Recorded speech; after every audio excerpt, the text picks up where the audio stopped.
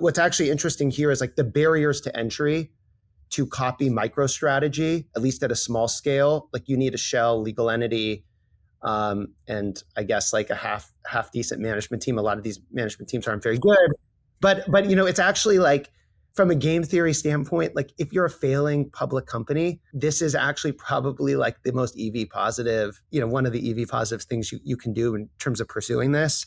Quick shout out to today's sponsor, Katana. We'll hear more about Katana and their pre-deposit campaign later today. But for now, let's get into the episode. Hey everyone, quick disclaimer before we get into today's episode. Nothing said on Bell Curve is a recommendation to buy or sell securities or tokens. This podcast is for informational purposes only, and the views expressed by anyone on the show are solely our opinions, not financial advice.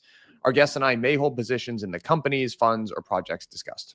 Today's episode is a cross post from Empire. Jason sat down with Ben and Josh from ParaFi Capital to dive into all the details, developments, and the future for publicly traded crypto vehicles. Enjoy. All right, everyone, welcome back to Empire. We are doing take 2 of a crypto treasury vehicles episode. The episode with Josh. We've got Josh from ParaFi. We've got Ben Forman, who's the founder of ParaFi, back on the show. So Ben, Josh, welcome. Thanks, Jason. Yeah, excited to dig in. Yeah.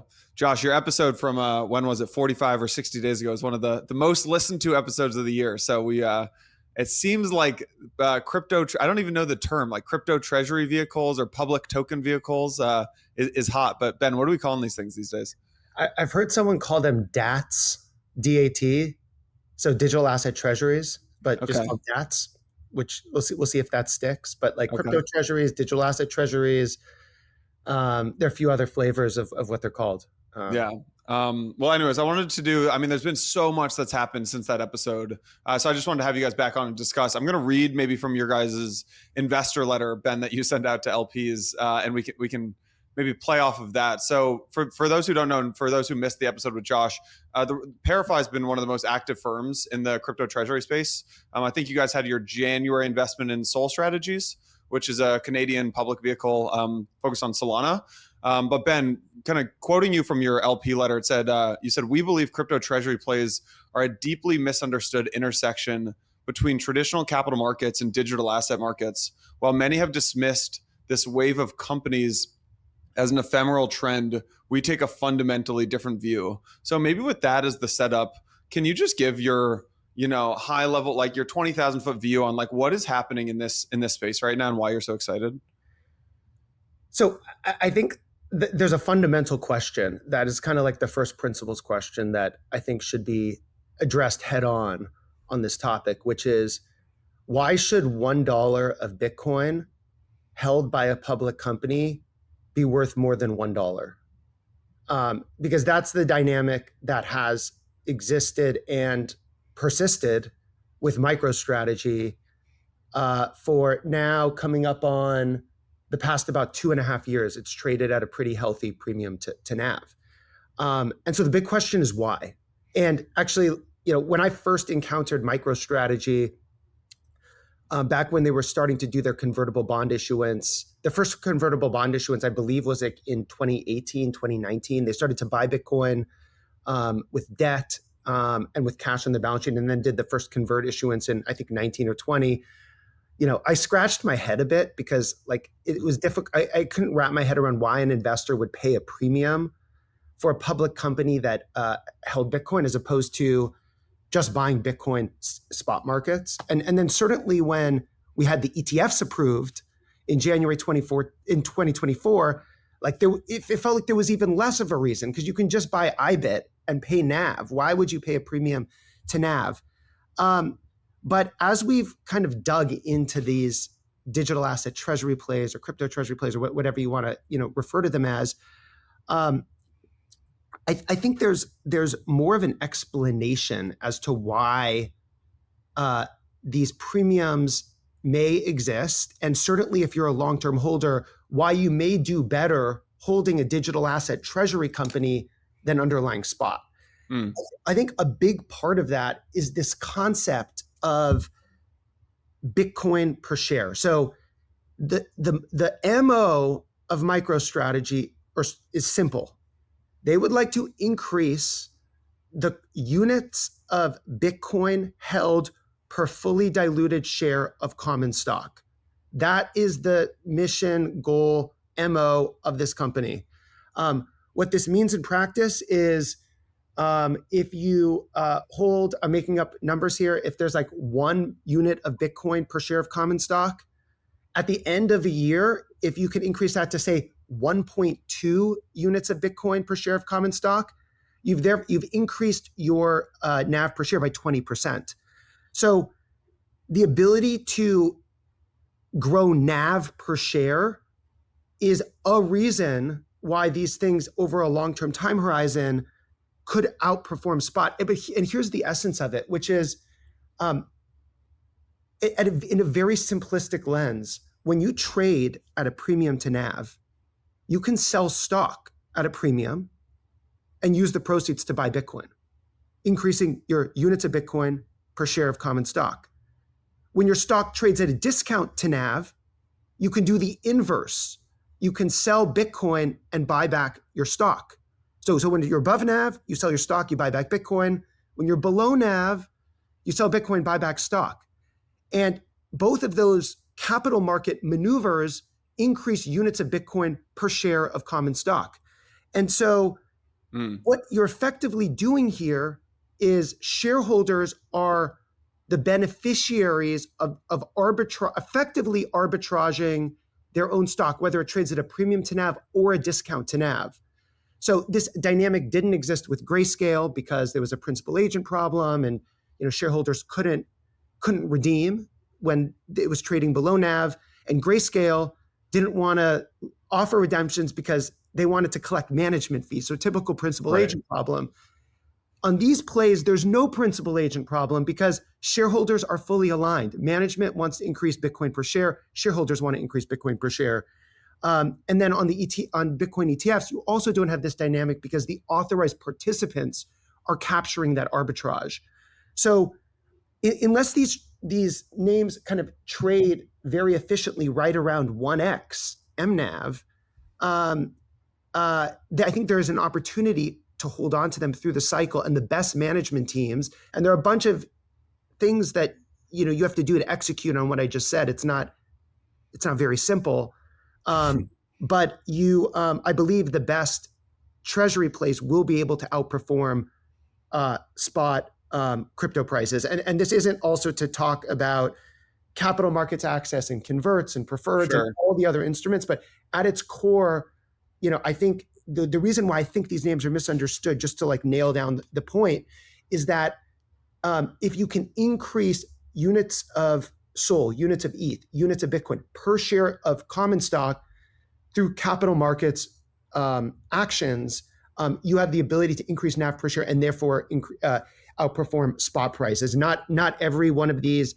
companies will do it, but certainly the best. We believe some of the best performing ones will be capable of doing it. Can I try to repeat that back to you, but with the knowledge that I'm not as smart on the financial side as you guys, so this might sound foolish, but let me try to repeat that back to you. So what you're trying to answer is the main, and whenever someone talks about public treasury vehicles, you're asking the question, why does $100 of BTC or ETH trade at a premium when it's held by a public company? That's the big question that people maybe who aren't familiar with these vehicles, that's the number one question everyone asks. Or why does MicroStrategy trade at, what does MicroStrategy trade at? 2 times NAV or something? 1.7, 1.8, probably something like that, when BlackRock's spot ETF trades at NAV, right? So that's the question. And the answer, as you put it, lies in the ability to grow the number of Bitcoin or ETH held per share over time. And the way that they do that is by using a bunch of different instruments, right? Convertibles, preferred equity, at the market issuance, ATMs, debt facilities, things like that. And so if you're able to, let's say you have 1 Bitcoin per share, you then use all those different instruments to, by the end of the year, you're at 1.2 Bitcoin per share. You could say you just got a 20% BTC yield. And if when you have a positive BTC yield, your equity can then outperform the underlying token. Is that correct? Yes. Okay. Why? with a bunch of footnotes and like, different Yeah. scenarios Well, around let's it. get in But the essence of it, I think, is spot on. the essence. You're like, yeah, don't try these yourself. This episode is sponsored by Katana. If your assets are sitting idly, they're dead. Katana is built from the ground up to bring your bags back to life. Be early to Katana by joining the pre-deposit campaign before mainnet opens at the end of this month. Follow the link in today's show notes to get started. As always, investments in blockchain technology involve risk, terms, and conditions apply. Do your own research. Why is this the time that these are going crazy? Like, why? So if that's sure, like I just laid it out, seems obvious. Like, why is Q2 and Q3 of 2025 the time when all of these are happening right now? Yeah, I mean, Ben, you start and I'll follow you. Oh, no, you go. Yeah, I mean, I think from a macro standpoint and from a regulatory standpoint, we're in a very conducive environment. Ben actually termed this, we call it reverse tokenization, this idea that crypto tokens will be finding their way into public capital markets more and more, especially under the current administration.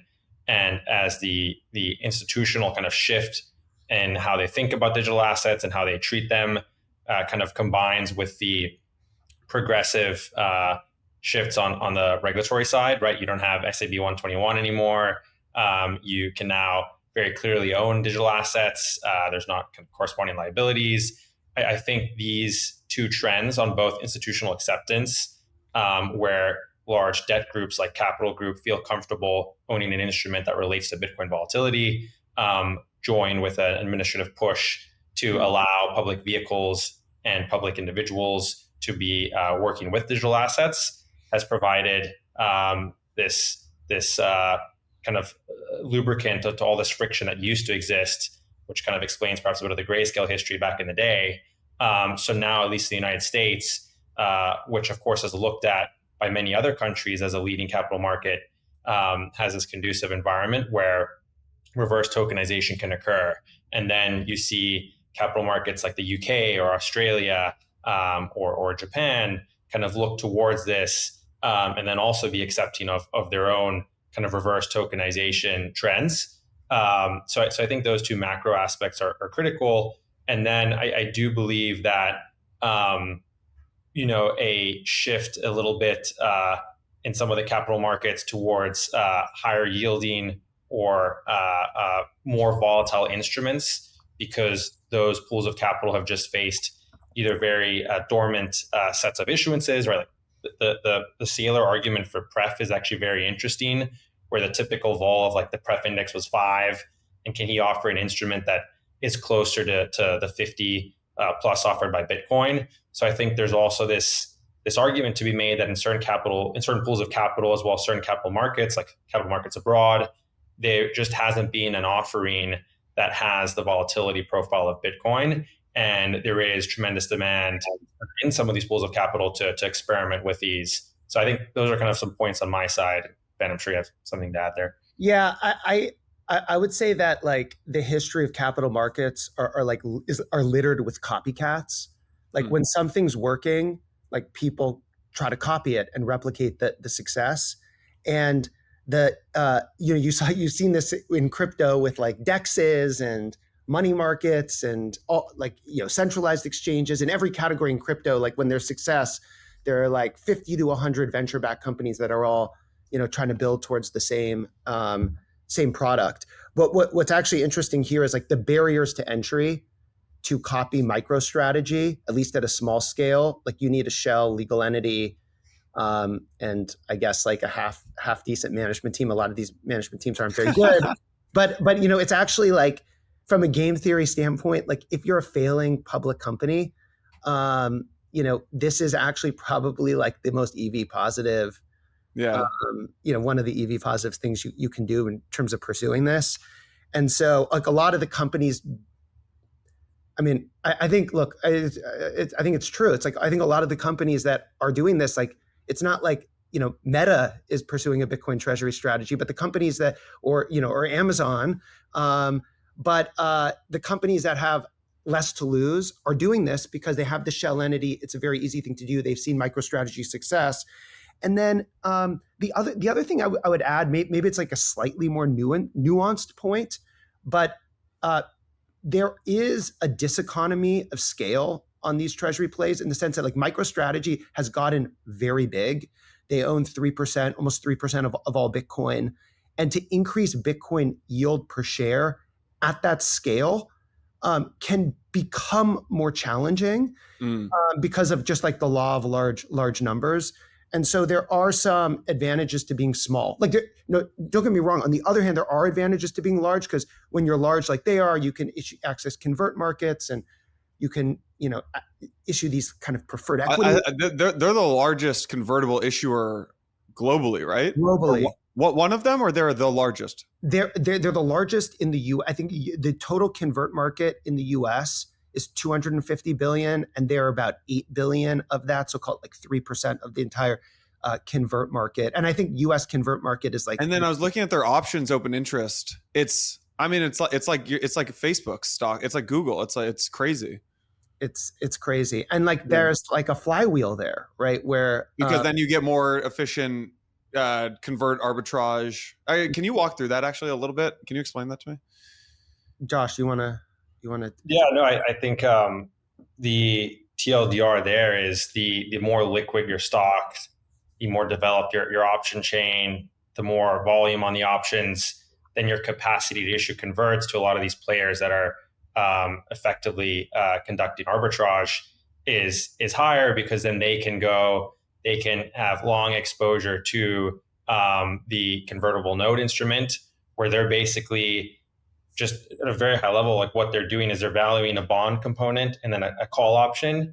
Yeah. And because of the volatility profile offered by MicroStrategy stock, which you just pointed out, through like, the options, because that volatility profile is normally higher than like the priced in vol, they can then go and then they can find a way to go net short on the equity and capture that difference in the priced vol versus the actual inherent vol in the equity. And so if you have a robust equity and option market, that means you have more capacity for them to conduct the other leg of their trade, which means that they can then go and buy more notes. But I think the key point to underline, which you've seen folks like Saylor and Simon from MetaPlanet talk about a lot, like, I think they say like velocity is vitality, like volatility is vitality. Yeah. If you're able to have this volatility and this capacity, and by velocity, I believe they mean like volume of shares, then you're able to effectively have more capacity to issue convertible notes and other structures. I don't know if you would add anything to that. Yeah, like I think like if you're buying a convertible bond of MicroStrategy, what you're likely going to do if you want to like effectively, sell the option component is you're going to go to the options chain and you're going to sell the corresponding call option at the strike and the maturity that of the convertible note, or you may do a shorter one and then roll it. So MicroStrategy ability to issue convertible bonds is somewhat predicated on people buying call options, because you need people to buy the call options so the convert ARB desks can then sell those call options to the buyers. So, one of the, I think, potential risks to MicroStrategy's ability to continue to access the convert market is twofold. One is they need their common stock to remain volatile. And if you look at IV on MicroStrategy common stock, it's actually kind of come down over time. And I believe it used to be more volatile than spot Bitcoin. Now I think it's actually like slightly lower. And then the other component is issuer level concentration. So if you're a convert investor, you may only want to have so much exposure to a single issuer of converts. So there's value in having other issuers kind of enter kind of the market, even though the risk profile may not be different. It's just like, a kind of an arbitrary portfolio level risk metric that any fund would look at. And so, but I think like what's really interesting, and Saylor's pitch is so interesting because he talks about this like on 5 podcasts a day or 5 conferences, and he always finds a way to like articulate it like slightly differently than the time before. But the way I kind of like think about what he's doing fundamentally is he's securitizing Bitcoin and he's slicing and dicing the return profile to cater towards different types of buyers. And if you are a retail investor and you can go long Bitcoin, but there's no way you could kind of access convert markets or access preferred markets or run an ATM. Like you don't have that capital market Swiss Army knife in your pocket because you're a retail investor. So he's kind of created this new product, which is like a securitized Bitcoin. Yeah. And I think that's kind of like the secret sauce behind what he's doing. So, and I would just quickly add that at scale too, I think they did $3 billion in pref issuance this year, and which I think that they're one of the largest preferred issuers. And also, like another key point is he's sold, I think 600 million, Strategy sold 600 million of additional pref securities through an ATM structure with the preferred. So like he's not only doing, I think he had this presentation earlier this week where there's this neat chart of kind of the composition of ATM over time. And it's like, it's fully orange for the first couple of weeks in the chart because that was just common. And now you start to see, there's like the different preferred instruments that are also being sold ATM. So to Ben's point, he's built these new financial instruments as he securitizes Bitcoin. And not only can he do primary issuance, but he can now also kind of, pull the toggles on how he wants to do his ATM, because some of these pref instruments actually trade at a premium to par. And so you can kind of start hitting the ATM there while cooling off on the common. There's a lot of thoughts I'm sure that go through his head as he decides which ones, but it's a lot more of a sophisticated capital markets function than where they were even kind of just 6 months ago. This would be like STRF or something, which is like the 10% preferred. I like that. The explanation of like he's tokenizing or securitizing all of Bitcoin into these different instruments. That's a good way to put it. Maybe zooming out from MicroStrategy for a sec. Josh, how many can you talk about the scale of how many deals are happening right now? Like how many deals do you guys see? How big has this become? Like how much have you guys deployed? Like talk to me about the scale of this. It's the scale has, even just relative to when you and I were last on the podcast with Tyler Evans, the scale has grown exponentially. So I believe there are at least 150 different Bitcoin treasury companies around the world. That doesn't include, ETH and Sol companies and the longer tail of assets. So by count, you've had an expansion of the universe, whereas a couple of years ago it was just Strategy, a couple of the Bitcoin miners and Tesla that held Bitcoin. You now have all these new entities. This is the marginal buyer profile of Bitcoin, which we can get into why that's really good for Bitcoin in some ways. And then you've had, I believe, around 250,000 Bitcoin that are owned by new public entities other than Strategy. So they're also starting to add scale. But in just like June alone, I think there were 21 new companies. So the pace of new companies coming about, especially in other capital markets, has been increasing. I think at ParaFi, we've taken a serious look at least 60 to 70 of these in some shape or form. We are active globally at the firm. So we've been working in capital markets in Europe, in Asia, in LATAM. Right, so you've looked at 60 or 70 of these. How many do you think you've done of the, let's call it 65? How many have you done of the 65? We in some shape or form have invested in and or committed to at least 10. Shout out to today's sponsor, Katana.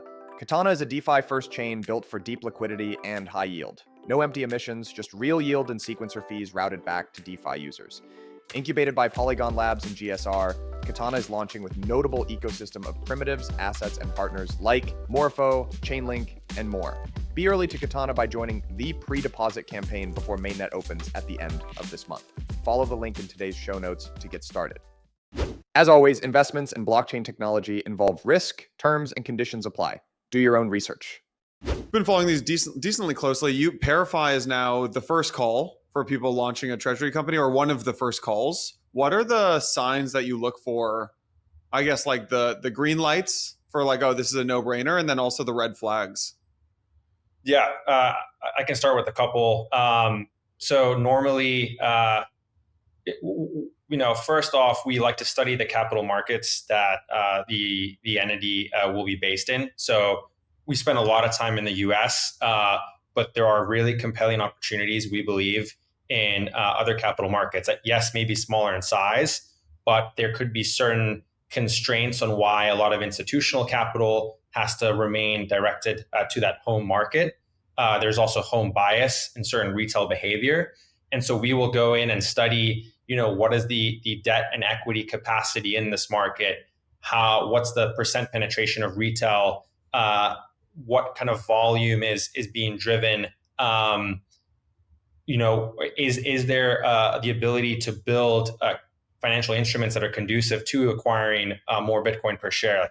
Do we have to come in and design a synthetic ATM, or does there an ATM facility exist? Or, how can a company effectively build up its Bitcoin treasury? So step one is market analysis. Step two is, what are the players that we want to be working with? And a lot of that really comes down to something Ben alluded to earlier, which is quality of management.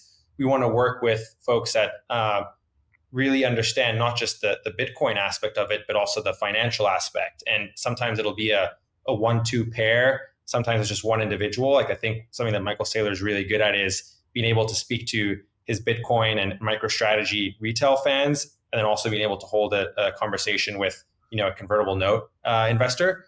And so does the team have the capability to understand and communicate with those individuals and entities?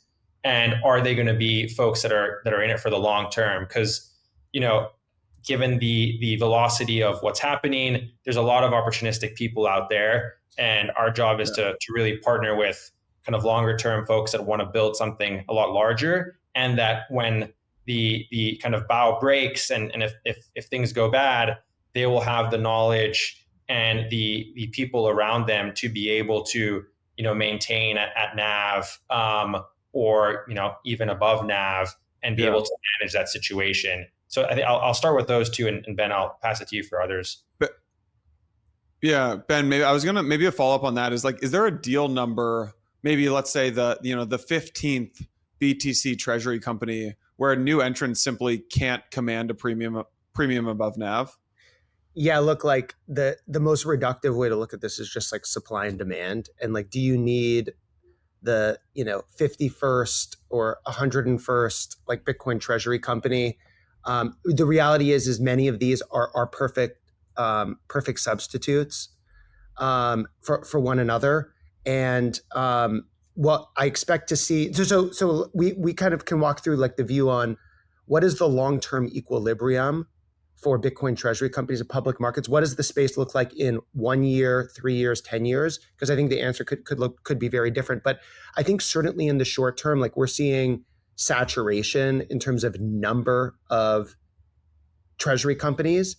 And part of the reason for that is there's not great price discovery on some of the new ones, because a lot of the pipe investors are not unlocked because you need to wait for SEC approval, and the floats on these names are very limited. So there's not great price discovery, not dissimilar from like a high FDV low flow token. So, but because the price is optically high, like, it's encouraging others to kind of continue to pursue the strategy. But when I think the dust settles, I do think many of these will trade at discounts to NAV. I think that when they do trade at discounts to NAV, it will prompt and catalyze a wave of M&A. I also think that right now we're in this like pure Bitcoin accumulation phase in these companies, but I think we're going to move to a phase where, okay, you have the Bitcoin, maybe you're trading much closer to NAV, so it's difficult to kind of increase Bitcoin per share unless you're issuing converts. But even then, there's like kind of fixed capacity. So then it's like, okay, what are you going to do with that Bitcoin? Can you earn a yield on it? Can you, run a business model, around the Bitcoin, centered around Bitcoin financial services or borrow lend?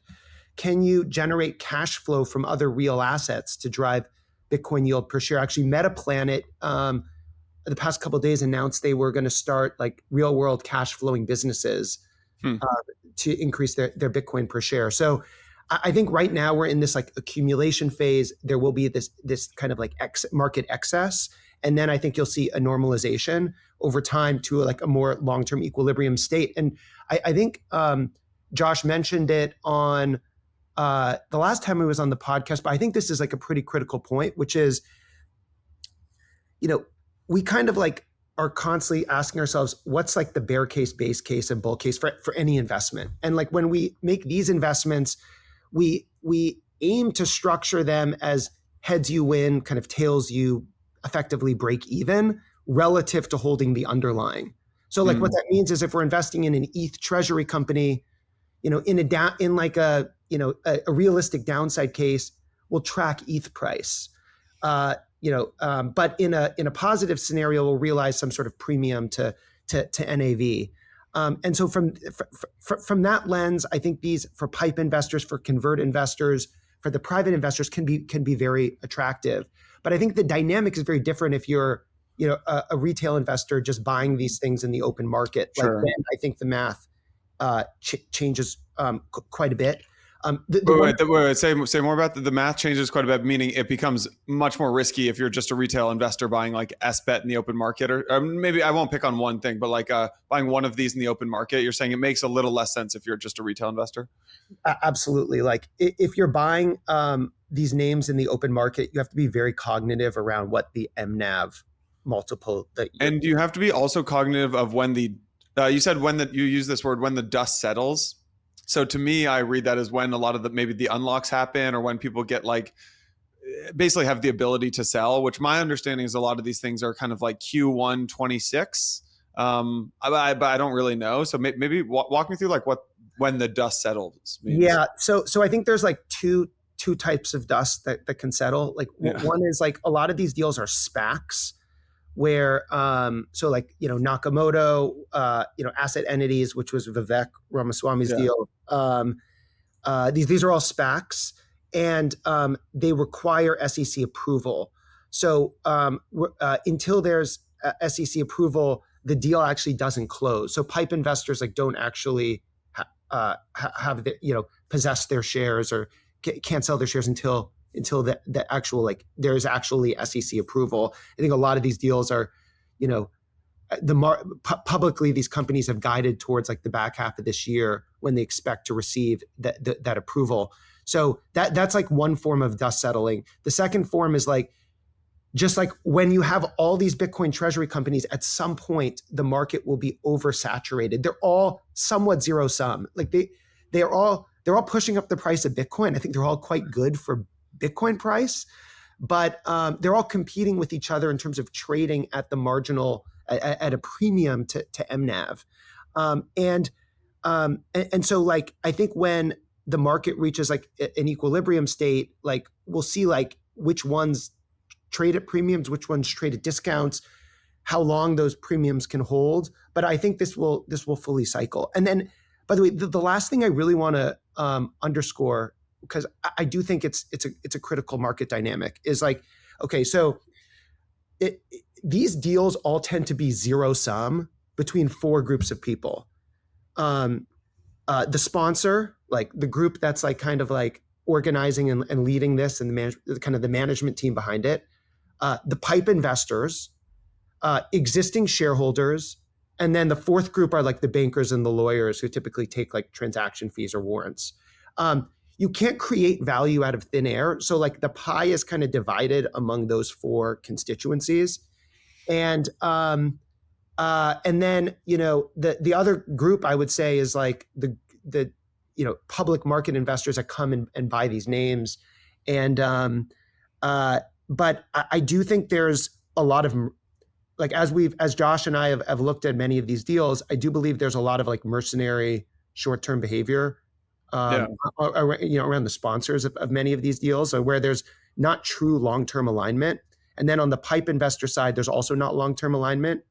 Like this isn't like a one-year cliff, four-year vest like you'd have with a TGE for a VC-backed token. This is like, I think much more mercenary in nature, and even on the management. So then, as the investor, how do you think about that? Is it like, hey, let me get in this thing, let me do this deal, and let me get out in 6 months? Well, I think that it depends on the deal that we're looking at in the team, and really like our view around them, the market they're in. Like you're not trying to hold these things for the next, if you make a private investment, you're in a company, you're holding that for at least 4 years, hopefully, probably longer, 5, 6, 7, 8, 9, 10 years. For these, it's a much shorter time horizon, right? Yeah, I mean, I think the like exit decisions on anything are going to be dynamic, and it's going to be based on like what, where it trades relative to kind of fundamental. So in this case, the key fundamental is MNAV. So if something were to trade at like a massive MNAV premium, like the bias would probably be more towards, a de-risking decision. Whereas if something trades closer to, that 1x threshold, the decision may tilt otherwise. So I think it's going to be, it's a bit more kind of like dynamic, but I would say yes, in general, like I think a lot of these Bitcoin treasuries, like let's just call a spade. I mean, these things are like financial kind of instruments, more financial investments. These aren't technology bets. And so I think like the capital involved is a bit more mercenary, and economically focused rather than, typical like venture capital, which is more like, founder focused. Yeah. But I think I agree with that. And where we are more positive is there are a small sliver of companies where like management has their incentives locked up, gated based on Bitcoin yield, for example, very clear kind of dynamics on the cap table where they're not trying to hide anything, and a group of investors that are longer term thinking. So we do try and work with those people. That's a big part of what we look for. And I hope that starts to become the norm. But to Ben's point, especially with the velocity of these, I do see a lot of the vehicles being much more opportunistic, where effectively the sponsor and the banker groups have a lot more of a free option vis-a-vis the other constituents, because they're going from zero to whatever they can exit at. But there is some optimism in a couple of great teams in the space that are trying to build something for much more the longer term. I don't know actually the right way to ask this question, but it's what we were talking about at the Coinbase Summit, which is you're like, oh, you should just do one of these things, right? Kind of like, I mean, I know you're kind of joking about that, but I got dinner with Saylor back in March, and he's like, you should really do one of these. Like, you should either turn Blockworks into one of these Bitcoin treasury vehicles, or go do something on the side. You guys have the marketing arm, and you could find because you need two things, right? You need the financial genius, you need the marketing genius, and we've got the marketing distribution, I guess, pretty down. I will say, and this is where I don't really know how to ask the question without kind of bashing anyone else, is like, the people who are doing these seem to be the same group of people who kind of did the SPACs in 2021. It's like it feels a little charlatan and like really marketing heavy and kind of a cash grab. And how do you think about that from like the reputational, like I don't know. Do you know what I'm saying? I don't even know the question to ask here, but do you know what I'm saying? Yeah, totally kind of get the gist of the question. And I think that the way we've kind of like looked at these things, because look, we have a lot of portfolio companies that come to us and say, should we do one of these things? And the way we kind of have looked at this is, if you have a great operating business, and you do a Bitcoin treasury strategy, and you combine those two, you struggle to get credit for both. Like, it's a case of like 1 + 1 = 1.5, because the market has to like take the operating business cash flows, ascribe a multiple to it. Let's call that like A, and then look at the NAV of the crypto, call that B, and then value A plus B. And it's complex. And so typically the companies that have pursued this, or the people that have pursued this, are doing this from like true shell entities where there's not a very strong existing operating business. MicroStrategy is a bit of an exception. I mean, their operating business was not doing well, but it's actually it's doing 75, 80 million of EBITDA a year. So it's actually like a real business. But what I would say is, well, one, I think Blockworks, as you and Mike have built an incredible business that's very well respected in the space, that has a lot of promise and a very strong financial position. And so I think that to combine that with a Bitcoin treasury or a crypto treasury play would be kind of like throwing out the baby with the bathwater, so to speak. Like I don't think it would be like enterprise value maximizing. But I certainly think that like people like yourself that have like very strong marketing presence in the space, as well as financial acumen, certainly have the ability and option to go de novo pursue these ideas. And like I think you've seen with this first wave of people that have done it, they tend to be people that have followings and personas and microphones, and there is this principal agent problem. I mean, it's like there's money to back those personalities. So if I were you, I wouldn't start one of these things, but that's just me. Yeah. It's interesting. What about the price? I posted in like the Empire Telegram channel. Like, what do you guys want to know? I'm, talking to Ben and Josh, and the first question that someone asked was, when will all of these crypto vehicles actually result in on-chain price action? Basically, you've got these Bitcoin vehicles; they're all raising all this money, and you see in the headlines, X company just bought 7,000 Bitcoin, and the price of Bitcoin doesn't move. Or like all these ETH vehicles right now, like SBET and Lubin, and like all these things, and they're buying like tens of thousands of ETH, but the price isn't moving that much. Why is that? What's the dynamic? Yeah, I think there's a couple of factors. One small asterisk is in some of these deals that are pending SEC approval, the cash many times sits in escrow, so it actually doesn't hit the market, even though it's a large announcement. A lot of announcements are also ATM program announcements. And so the numbers look big, but that's going to happen over a long period of time. So that's a small asterisk. But I do believe, and it's always hard to kind of attribute where performance comes from in a kind of global sovereign asset that can be bought in so many venues. But the performance of Bitcoin throughout the first half of the year, I think part of that did have to do with at least the first wave of Bitcoin treasury companies. What I think is a little bit more interesting to share with those folks is this year, in my opinion, has marked a fundamental shift in who the marginal buyer is for Bitcoin. In 2013 to call it 2017, it was individuals, and then it became funds and capital vehicles that were leaner and could move faster. And now we're entering the era of public companies and governments, which can not only buy in size, but will retain those assets on their balance sheet for a much longer period of time. And so if you have some kind of patience and see all this play out, what's effectively happening is supply is getting constrained at a greater clip than before. And I think that's going to add a very interesting dynamic, especially when you combine governments as kind of the largest and most patient owner of assets coming in after these entities.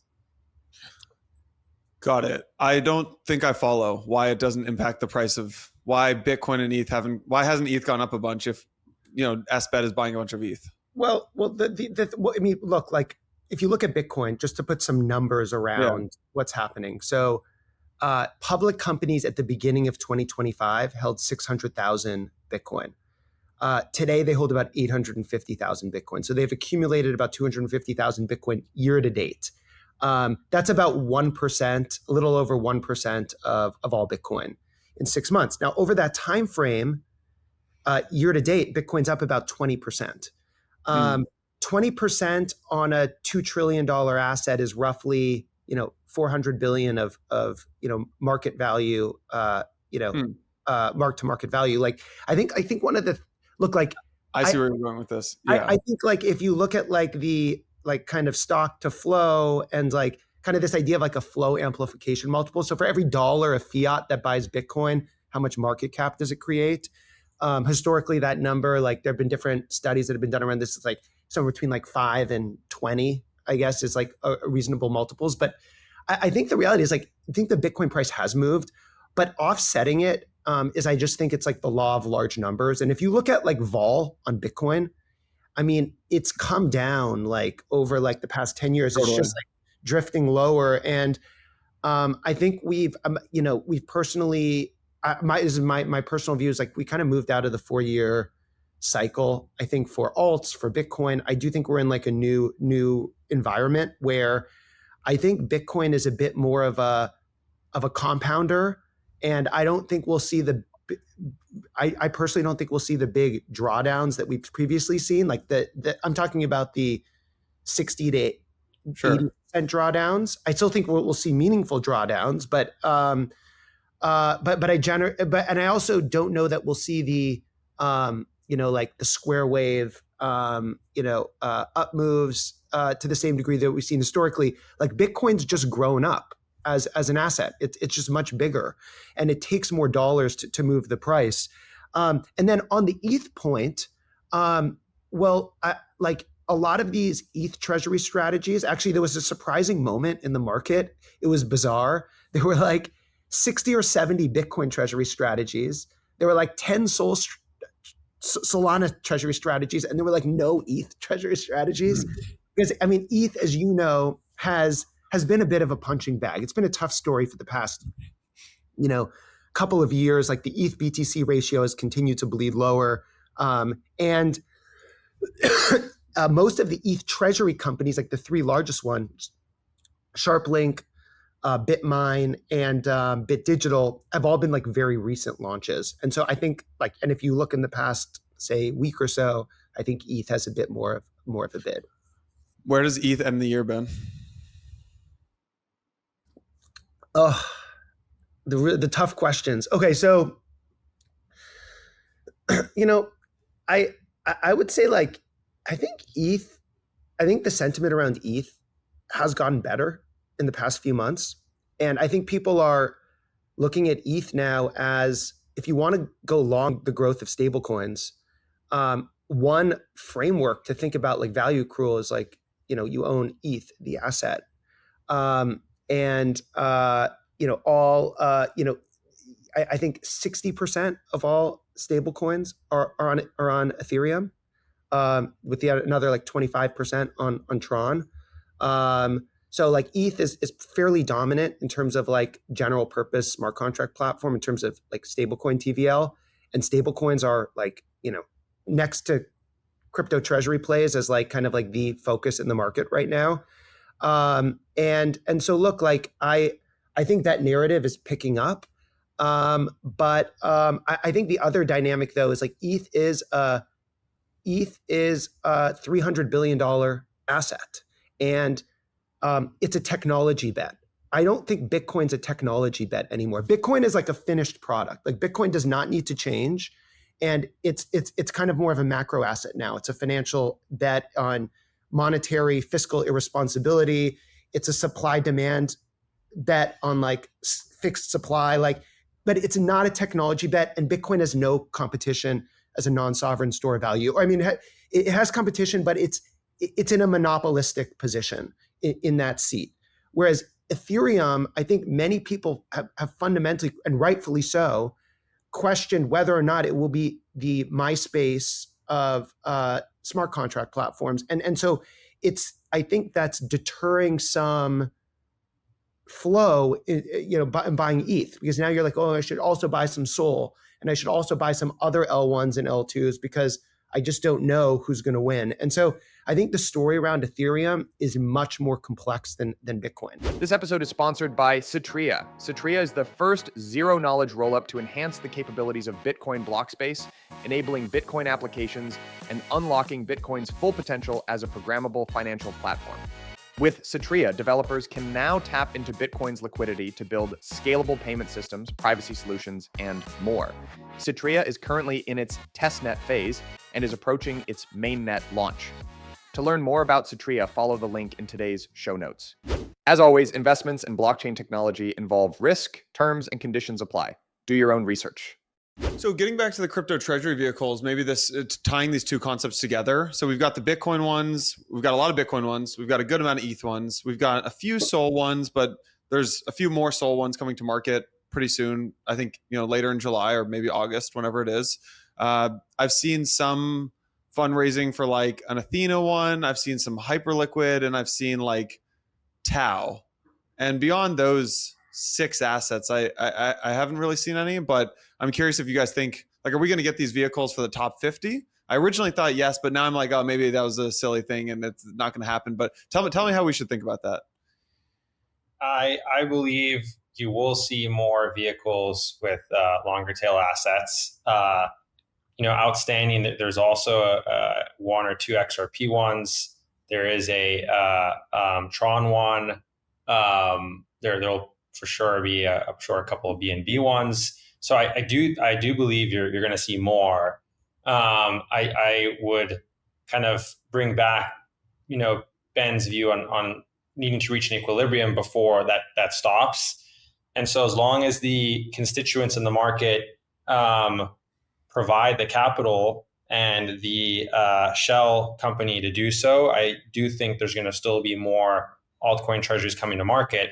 The biggest question that I always pose to those founders that ask us, because a lot of folks do call us and say, hey, should we do this, is what is your long-term strategy? Because yes, you could maybe get out the gates with the first round if you effectively have all the investors that already own your token subscribe in kind with some cash, so you can clear step one. But then who's going to really come in to buy token 250 related holdco in terms of the next round? Like once you've exhausted the most aligned people already. So my hypothesis is, while you will see more of these come to market, the success rate at raising another round will be immensely lower than that of Bitcoin treasury companies globally, for example. Yeah, that's interesting. Can you walk through actually on the in-kind part? Because my understanding is like these Solana vehicles that are raising right now are having a decent bit of success because there's so many funds that have locked Solana right now. So you can kind of contribute that Solana in kind. Can you walk through this dynamic? Yeah, so I think at a high level, there's two attractive characteristics of this vehicle proposition to a current investor that has locked vesting exposure. If we all put our hats on as those investors, one is I can now expedite my timeline to liquidity, and two, I can effectively kind of garner some like quick gain if there's a mechanic where I can take a discounted asset and realize it immediately, that they're both tied together.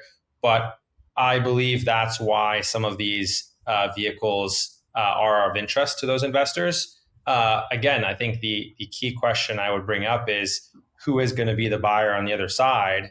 And I find that for some of these, the answer is truly difficult to say, to kind of figure out, because you're going from a very constrained, low, like high awareness circle, but very constrained, into like the public markets, where not only do you have to tell your story as a company and explain the whole accumulation strategy, but you also have to go and educate them about what your asset is and what it means.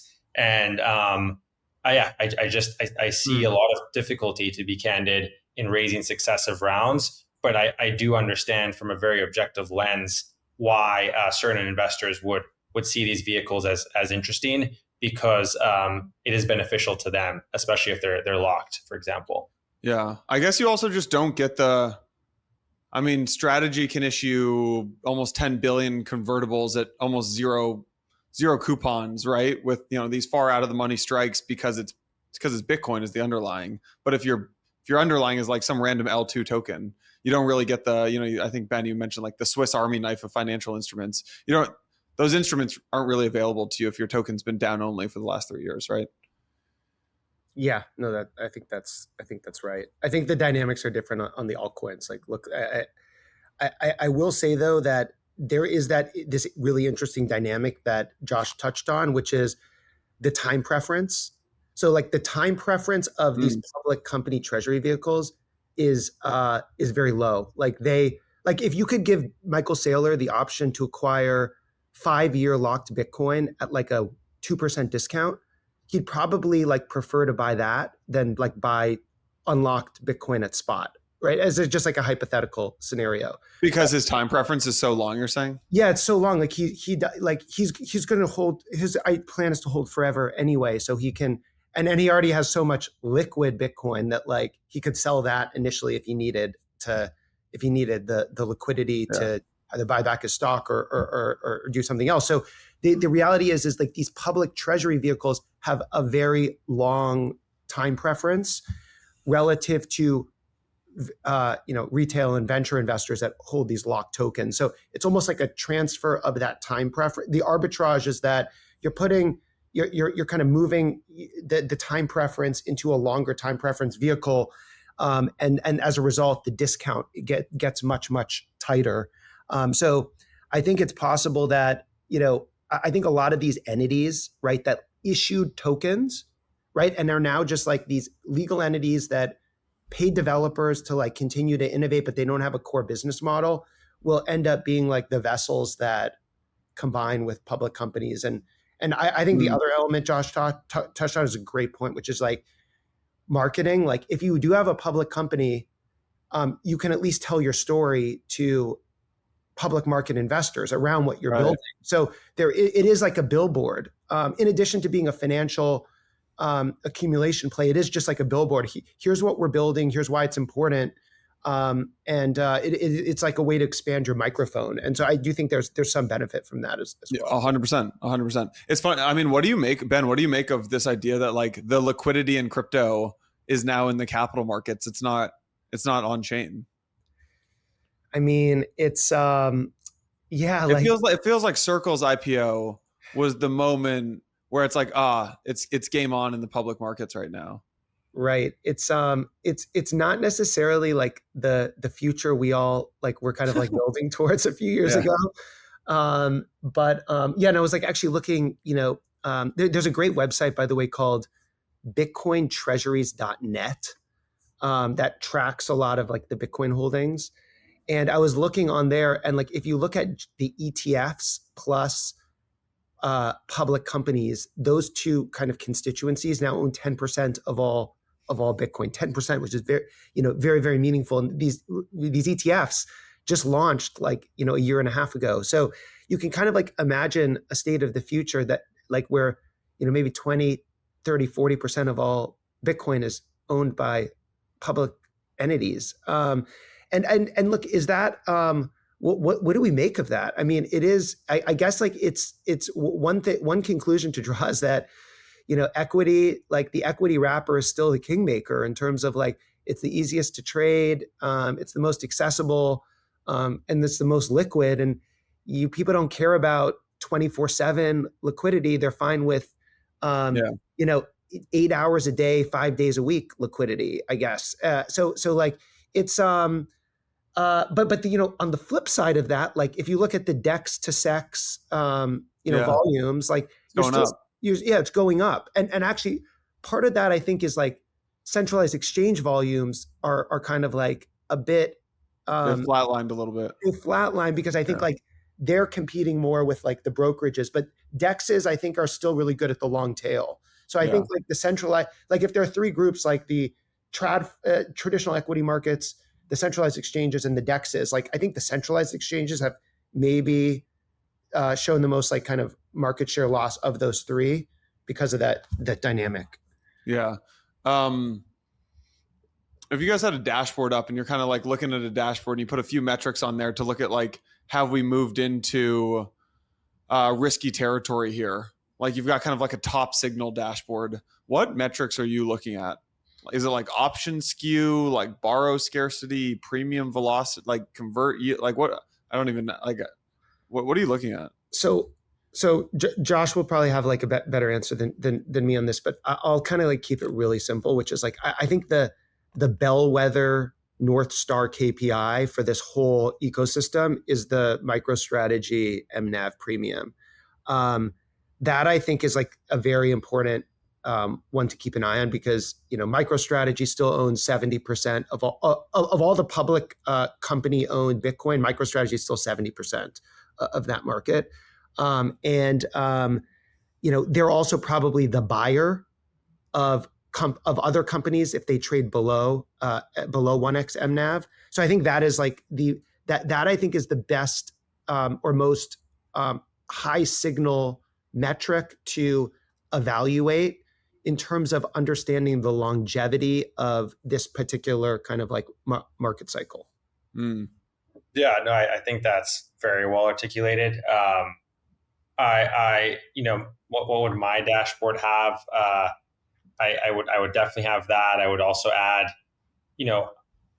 what does ATM activity look like? One of the good things about MicroStrategy is they're very open with how they disclose ATM activity, and so you can measure it week to week, because that kind of gives a little bit of a signal of how much capacity there is, to absorb. And we can then go and take that and use it as a forecast for what does relative capacity look like in other instruments to absorb, more creation of these instruments. So that's definitely one. Looking at the trading activity of like the OTC markets, a lot of these international plays actually have OTC listings in the US, and how that's faring, because there is this fascinating phenomenon, and maybe it's for another time, of kind of the tail wagging the dog, where these OTC instruments actually drive price action in local markets. And then I would also take a look at what exactly is happening in the capital structure in terms of, yes, Bitcoin per share, but can we go deeper? What's the rate of share issuance? What are the type of buyers that it's going to? Because I think you can then understand, how that capital table is evolving. Because when things go south, that's going to be really important to know who the marginal actors are in these treasury plays. And then I'll highlight one metric that has sparked a lot of debate. I wouldn't know if we'd have it on our dashboard, but it's one that we find really interesting.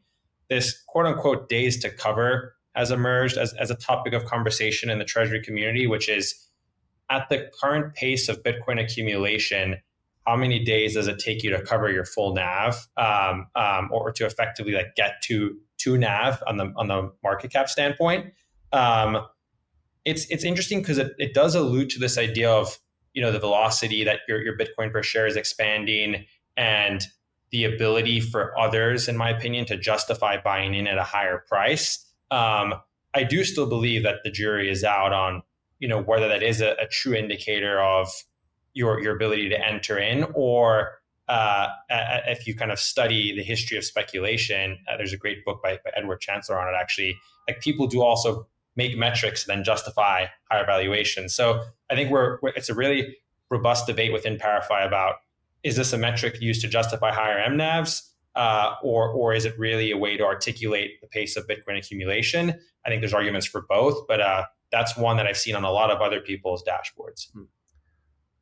I also wanted to just like add one thing, because I just want to like address something head on, which is a question that like we get asked a lot about, which is, when will there be forced selling of this Bitcoin or ETH or SOL held by public companies? Like, this is a very common question because people are viewing these as like very levered plays.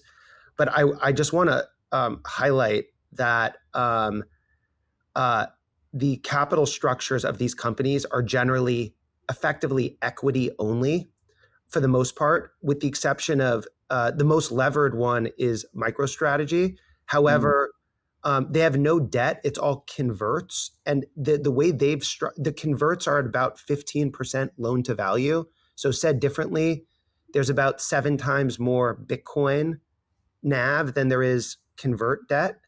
And they've structured this in such a way where their converts, like they're generally 0% coupon. So they don't have to pay a lot of cash flow to service those converts. And then the other interesting thing is Sailors tranched up the converts, so they mature like every 1 to 2 years. Like, there's no big cliff maturity.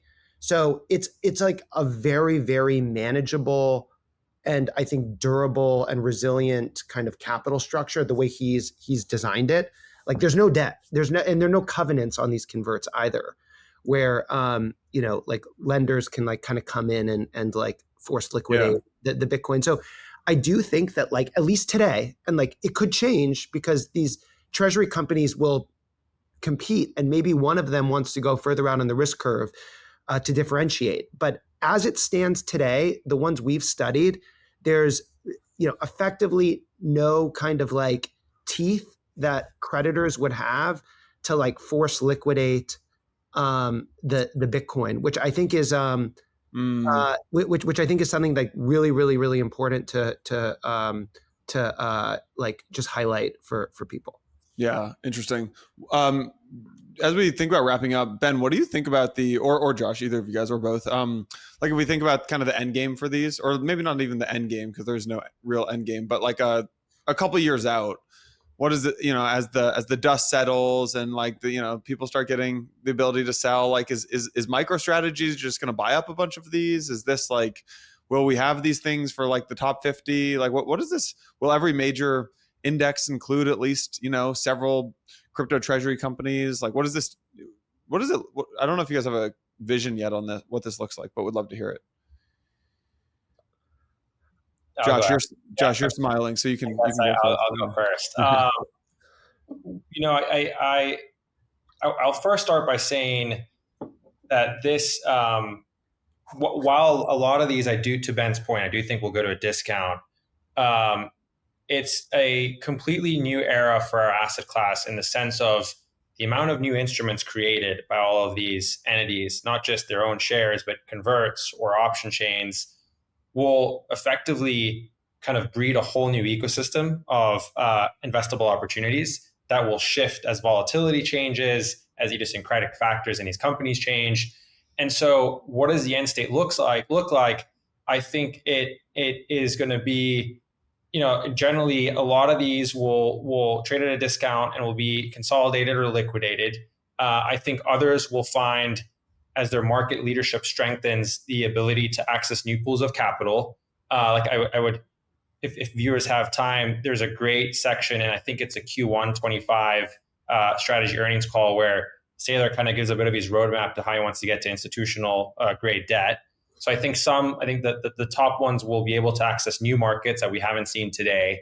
And I do believe personally that global capital markets will each have a homegrown player or some form of exposure domestically to capture those pools. So I believe fragmentation should be reduced in home markets, but then globally, I do see a kind of strong case to be made that there should actually be multiple of these in other markets. So that's my end game. Yeah, look, I just I think my points are: one, consolidation is I think inevitable. Two is business model adaptation. So you own the Bitcoin, but you're going to want to pursue yield opportunities. You're going to want to build Bitcoin-enabled business models. You're going to want to generate cash flow from other real assets. So I think these, right now we're in the accumulation phase, but I think we're going to move towards a phase where it's like the question is, how do you differentiate?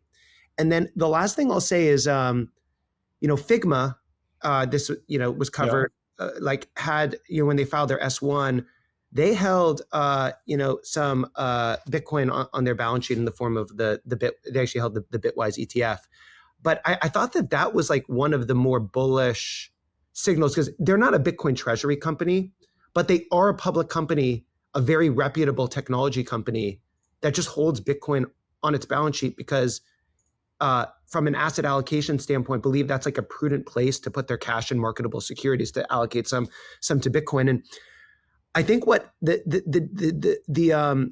domino that hasn't fallen yet is like a Mag 7 company putting a slice of their cash into Bitcoin, and or even a top I guess like Tesla has. But it hasn't been like ubiquitous across, say, like the Fortune 50 or the Fortune 100.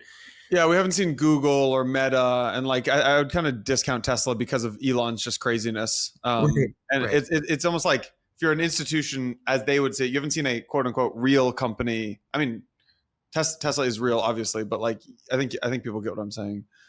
Yeah, 100%. Yeah, and I think that when we start to see that, I think there'll be a bit of. So Ben, I just saw this from Bitwise. which is the it's a great thing. People can pull up just Matt Hogan's Twitter and they can look at it. It's the corporate Bitcoin adoption update. So we've got 800 total Bitcoin holdings, 847,000, up 23% quarter over quarter. Total value of the Bitcoin holdings this is corporate adoption, is 91 billion, up 61%. Number of public companies holding Bitcoin is at 125. I'm curious maybe if you look at the top holders though, it's all of it's like Strategy and 21 and Riot and Metaplanet. It's the miners, it's the companies that we're talking about. When do you think we will see I got to figure out a better way to put this, but like a real like a Fortune 500, like not just a Bitcoin company buying, let's say a decent chunk of their treasury goes into Bitcoin. When do you think we see that? I think that it's like a next 12-month time frame. Is my view. And by the way, like the cash on the balance sheet of the Mag 7, I'm tempted to go into Grok and like look it up right now to give a more precise figure, but it's like it like dwarfs the amount of cash on these balance sheets is like orders of magnitude more than like the market cap of all crypto. Yeah. So even I think it's a dangerous game to be like, oh, this is like really big number. So even like a really small allocation would be a big number. But I think the reality is like we've never been closer to getting like the largest cash. But like these Mag 7 is like they hold more cash than any of the companies in the world, any endowments, any foundations. Like these are the largest potential buyers for Bitcoin, and like they're completely sidelined. They're on zero, and so that I think is like I think that is the big unlock. And by the way, like when Meta buys, I do think like Microsoft and Nvidia and others, like they have to give themselves the hard look in the boardroom and say like, why are we at zero if our peers are starting to get off zero? And so that's when I think things will get interesting. Hyper Bitcoinization potentially. Yeah. I mean, I don't know what, I think these are pretty interesting times. Like, I also think that the other dynamic that has kind of been forgotten about, by the way, by the market is like people were talking about it beginning of the administration is like the National Bitcoin Strategic Reserve. And like they obviously came out and said, hey, we'll figure out like budget neutral ways to acquire Bitcoin. And then things just like went silent. And the market was kind of disappointed by that. But I wouldn't be surprised. Like I think that like the market's like not at all focused on that. And I think that's the other potential like upside catalyst that could play out in the next year. Yeah. Yeah. Ben, Josh, this is great. Anything else that we're missing from these public vehicles that you guys think is important, or just on LP calls, questions you guys are getting that are maybe important to surface to light?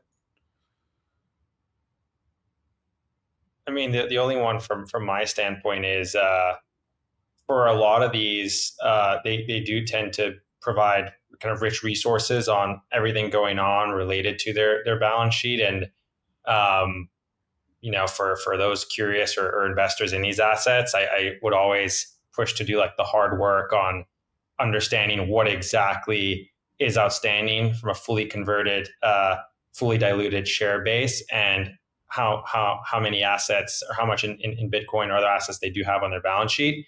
I think one thing we've learned, having looked at like 60, 70 plus processes, is you truly have to drill down to the numbers, because a lot of times people won't bring up like these outstanding warrants or these fees. And so I just think being extremely diligent as more and more of these come to market is critical to picking everything up and making sure that you fully are aware of the kind of asset you're entering into. Yeah. Cool. Ben, Josh, thank you guys.